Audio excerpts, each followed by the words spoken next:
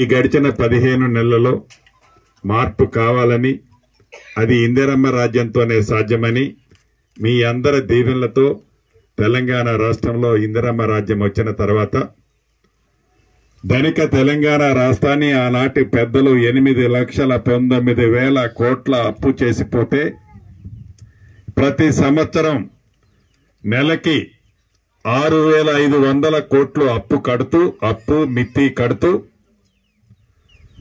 అభివృద్ధిని, సంక్షేమాన్ని, పేదవాడి కష్టాలు, పేదవాడి కన్నీరుని తుడుస్తున్న మన ఇందిరమ్మ ప్రభుత్వం, గౌరవ ముఖ్యమంత్రి రేవంత్ రెడ్డి గారి నాయకత్వంలోని మన ప్రభుత్వం చిత్తశుద్ధితో ప్రతి పేదవాడి కష్టాలు తీర్చాలని, ప్రతి ఆడబిడ్డకి ఇచ్చిన మాట నెరవేర్చాలని, ప్రతి రైతన్నకి భరోసా ఉండి రైతును రాజు చేయాలని, ప్రతి నిరుద్యోగ తమ్ముడికి అండగా ఉండి ఒక ఉద్యోగమో ఒక భృతో కల్పించాలని, ప్రతి గిరిజన, దళిత, మైనారిటీ, ముస్లిం సోదరుడికి, బీసీలకి అందరికీ ప్రభుత్వం అండగా ఉండాలని గౌరవ ముఖ్యమంత్రి రేవంత్ రెడ్డి గారి నాయకత్వంలోని మన ప్రభుత్వం అప్పుల రాష్ట్రం ఉన్నా తల తాకట్టు పెట్టైనా ఇచ్చిన మాటను నెరవేర్చే దిశలో ఈనాడు మన ప్రభుత్వం పనిచేస్తుంది.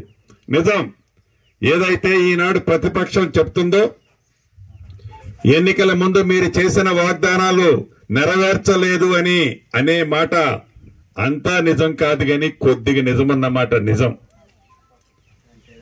రాష్ట్ర ఆర్థిక పరిస్థితిని కొల్లగొట్టి ధనిక తెలంగాణ రాష్ట్రం అని ఆనాడు చెబితే నిజమని నమ్మిన మేము తీరా ప్రభుత్వం వచ్చిన తర్వాత చూస్తే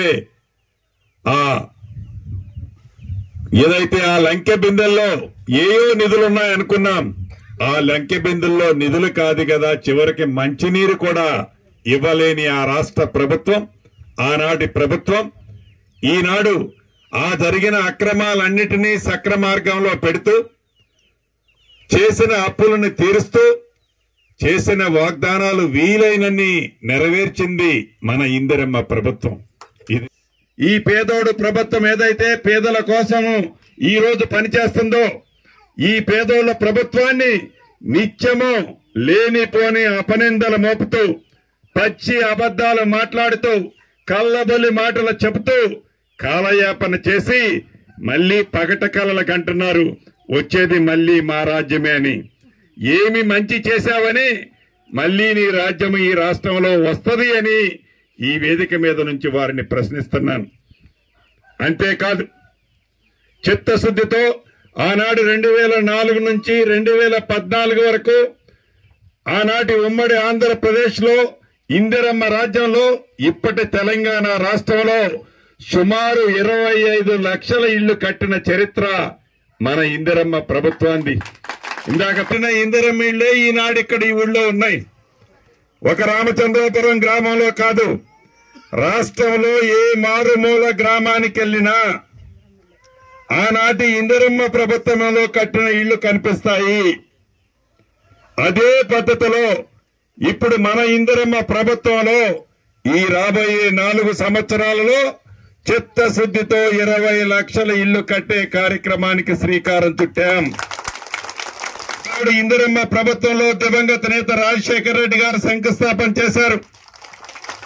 గత ప్రభుత్వం ఈ ప్రాజెక్టు మీద ఎట్లా నిర్లక్ష్యంగా ప్రవర్తించిందో మనకు తెలియంది కాదు.